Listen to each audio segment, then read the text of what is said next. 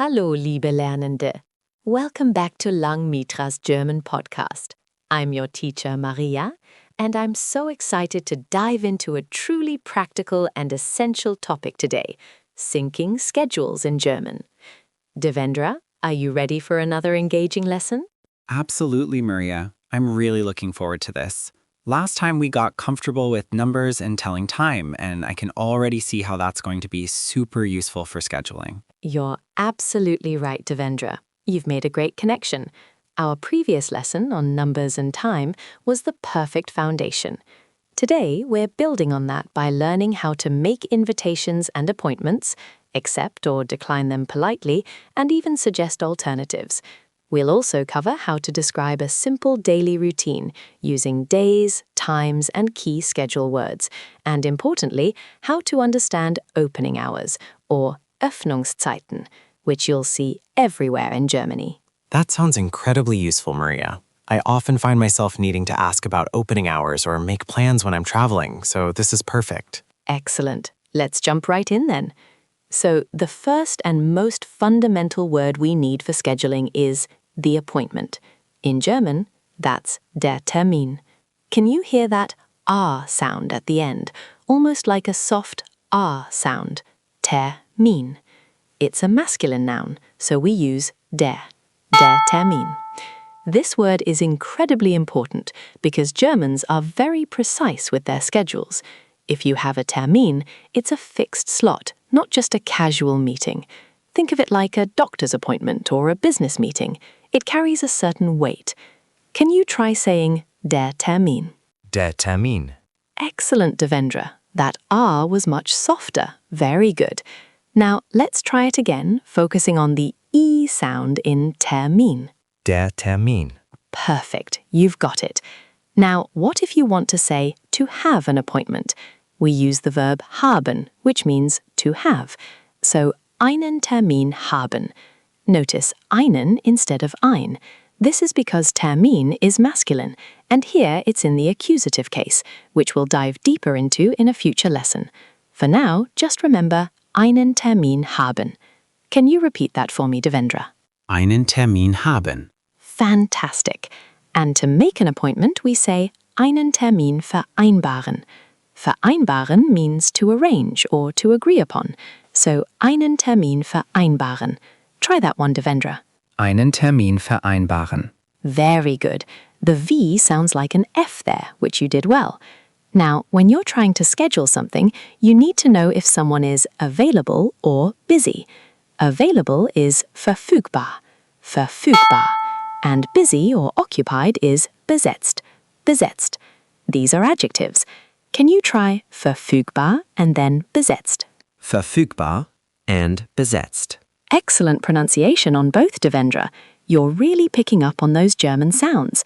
So, if you want to ask someone, are you available, you can say, sind Sie verfügbar, meaning formal, or bist du verfügbar, meaning informal. Remember, the choice between Sie and du is crucial in German. For new acquaintances or professional settings, Sie is always safer. So if I wanted to ask my German teacher, Maria, if she's available, I'd say, sind Sie verfügbar? Exactly, Devendra. You've got the context perfectly. Now, let's practice using these. If I ask you, haben Sie morgen Zeit? Meaning, do you have time tomorrow? How would you say, yes, I have time, or no, I am busy? Ja, ich habe Zeit. Or, nein, ich bin besetzt. Wonderful, Devendra. You've used the correct phrases and the verb sein for I am busy. That's a great start to our scheduling conversation. Now, let's introduce a super useful phrase for suggesting a time or day. Wie wäre es mit? This means how about, and it's followed by the dative case. For example, wie wäre es mit Donnerstag? Meaning how about Thursday? Or wie wäre es mit 15 Uhr? Meaning how about 3 p.m.? Oh, wie wäre es mit? That's very similar to English, which helps. So if I wanted to suggest Montag 10 Uhr, meaning Monday at 10 a.m., I'd say, wie wäre es mit Montag 10 Uhr?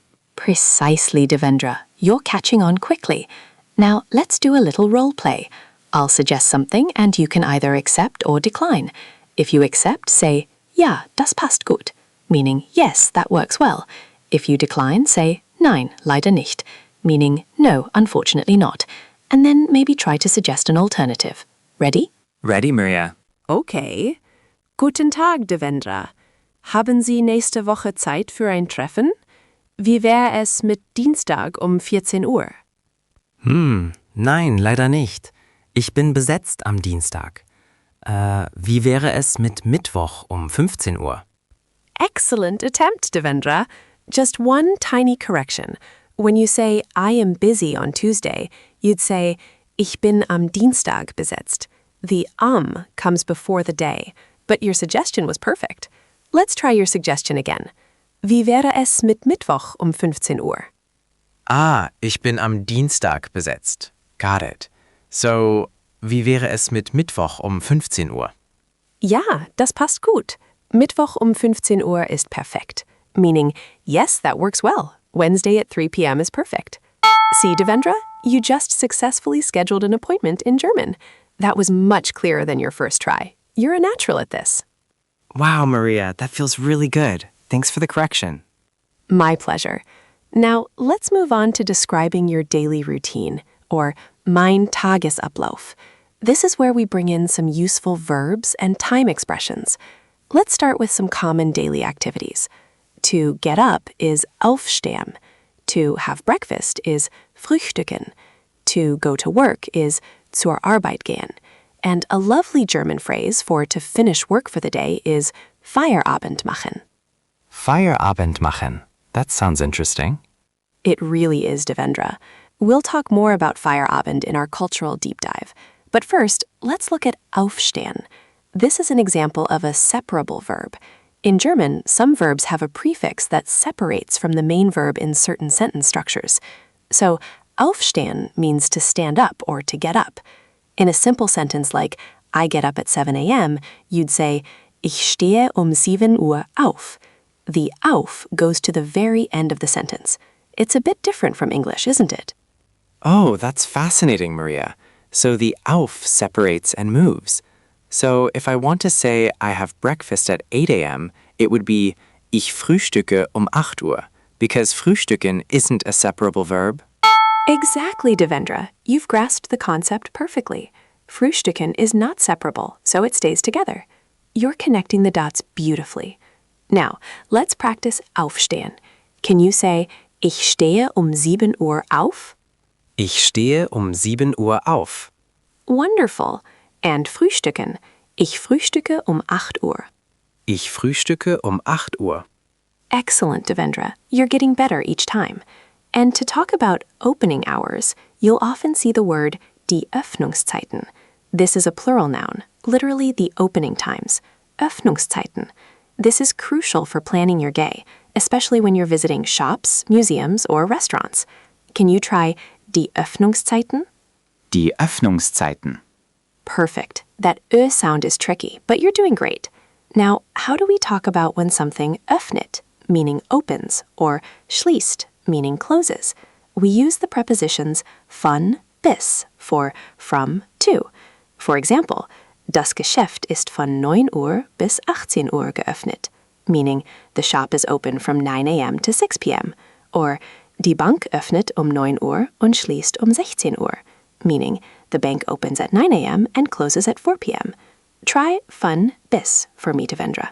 Von bis. Great. Now try saying, die Öffnungszeiten sind von 9 Uhr bis 18 Uhr, meaning the opening hours are from 9 a.m. to 6 p.m. Die Öffnungszeiten sind von 9 Uhr bis 18 Uhr. Fantastic, Devendra. You've really got the rhythm of it. This von bis structure is used for so many things, not just opening hours, but also for time periods, locations, and more. It's a very versatile phrase.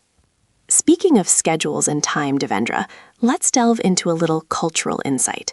In Germany, punctuality is highly valued. If you have a Termin, whether it's for a business meeting, a doctor's appointment, or even a casual get-together with friends, being on time is expected. Being late, even by a few minutes, can be seen as disrespectful or disorganized. This isn't just a stereotype, it's deeply ingrained in the culture. For instance, if you're running even 5 minutes late, it's common courtesy to send a quick message or make a call to let the other person know. It shows you respect their time. Das Museum ist von 10 Uhr bis 17 Uhr geöffnet, meaning the museum is open from 10 a.m. to 5 p.m. Danke. Okay, Malia. Ich stehe um 7 Uhr auf und frühstücke um 8 Uhr. Haben Sie heute Nachmittag Zeit? Wie wäre es mit 16 Uhr? Thanks. Okay, Maria. I get up at 7 a.m. and have breakfast at 8 a.m. Do you have time this afternoon? How about 4 p.m.? Devendra, that was absolutely brilliant. Compare how you said, ich stehe um 7 Uhr auf at the beginning versus now. Huge difference. And your question for me, haben Sie heute Nachmittag Zeit? Wie wäre es mit 16 Uhr? Was perfectly polite and clear. You've really integrated the vocabulary and grammar points from today's lesson. I'm so proud of your progress. Thank you, Maria. It really feels like I'm starting to put sentences together now. You certainly are, Devendra. And that's the most rewarding part of language learning. To all our listeners, remember to review your study cards after this lesson for all the key vocabulary, grammar, and cultural insights. And make sure to try the practice exercises on Langmitra to really solidify your pronunciation and test your understanding. You've all done incredibly well today, tackling some really practical German phrases. Keep practicing these phrases in your mind, or even out loud. The more you use them, the more natural they'll become. Next time, we're going to expand on our travel German skills by learning how to ask for and give directions and navigate a city. It's going to be another exciting episode. I can't wait, Maria. That sounds incredibly useful for my next trip. Wonderful. Until then, tschüss and auf Wiederhören. Keep up the great work, Devendra. Tschüss, Maria. Before we recap, one quick ask. What worked for you in this lesson? What felt hard? And what topic should we teach next? Drop it in the comments. Your feedback shapes what we build next.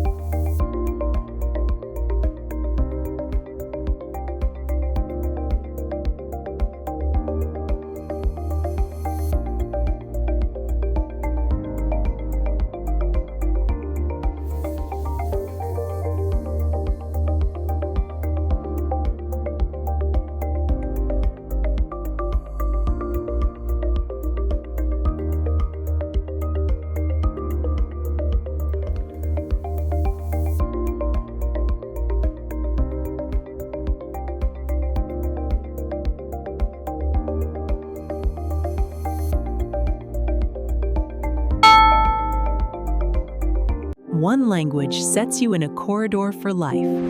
Learn language with podcast. Subscribe.